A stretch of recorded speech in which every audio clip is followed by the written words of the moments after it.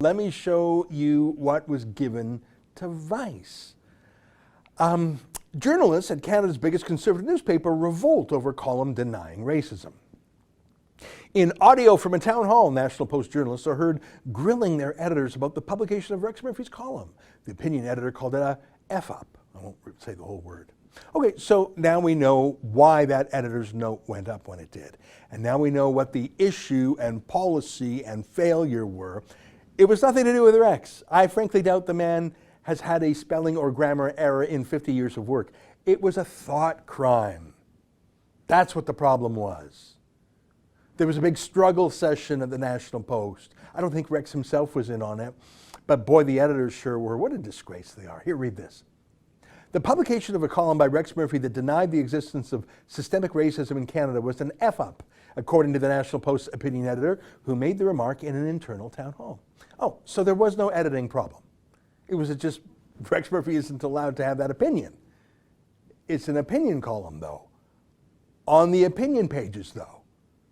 But you see, it's not allowed as an opinion now because a group of junior writers and interns at the newspaper didn't like it.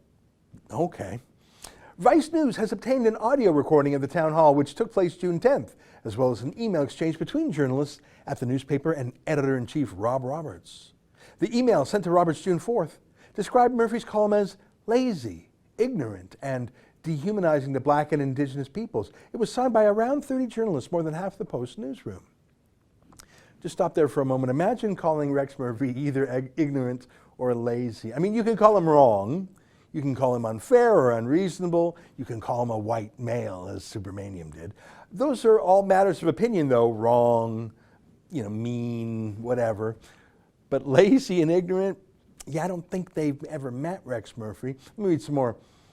For journalists of color in the National Post newsroom, every time a piece like this is published, we feel more unwelcome at this paper and come closer to giving up on this industry, the email said. Wow, 30 people signed it, more than half the newsroom, and they said they found it demeaning as people of color and Indigenous people. Guys, there are no Black people or Indigenous writers at the National Post. Just none.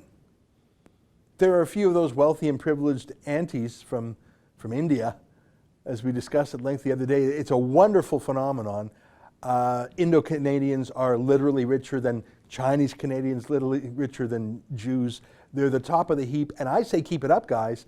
We need to learn from how is that community so successful in Canada.